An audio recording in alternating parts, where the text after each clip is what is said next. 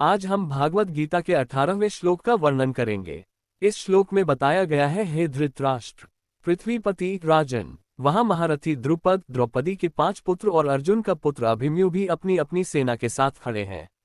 ये सभी महायोद्धा युद्ध के लिए उत्साहित हैं। ये श्लोक महाभारत के युद्ध की प्रारंभिक भूमिका का वर्णन करता है। संजय, जो दिव्य दृष्टि से युद्धभूमि का वर्णन कर रहे हैं, धृतराष्ट्र को बताते हैं कि पांडव पक्ष में कौन कौन से योद्धा खड़े हैं। इस श्लोक में मुख्यतः 4 महापुरुषों का उल्लेख मिलता है: द्रुपद, द्रौपदी के 5 पुत्र द्रौपदेय और सौभद्र, अभिमन्यु। सबसे पहले द्रुपद का नाम आता है। द्रुपद पंचाल देश के राजा और द्रौपदी के पिता थे। वे स्वयं भी एक पराक्रमी योद्धा थे। युद्धभूमि में उन्होंने अपने अनुभव और युद्धकला से पांडवों की ओर से महत्वपूर्ण योगदान दिया।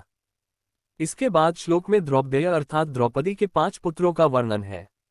ये 5 पुत्र प्रतिविंध्य, सुतसोम, श्रुतकीर्ति, शतानिक और श्रुतसेन महायोद्धा थे। यद्यपि वे आयु में युवा थे, परंतु युद्धकला में दक्ष थे और धर्मयुद्ध के लिए संकल्पित होकर खड़े थे। उनका युद्ध में सम्मिलित होना ये दर्शाता है कि पांडवों की अगली पीढ़ी भी धर्म की रक्षा के लिए तत्पर थी। अंत में सौभद्र, अभिमन्यु का उल्लेख आता है। अभिमन्यु अर्जुन और सुभद्रा के पुत्र थे।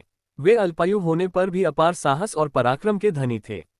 महाभारत युद्ध में उनकी वीरता और चक्रव्यूह भेदन की कथा अमर हो गई।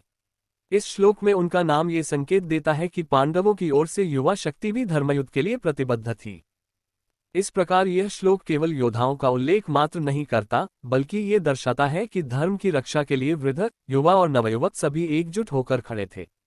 संजय का ये वर्णन धृतराष्ट्र को ये संकेत देता है कि पांडवों की सेना में उत्साह, पराक्रम और सामर्थ्य का अपार बल विद्यमान है।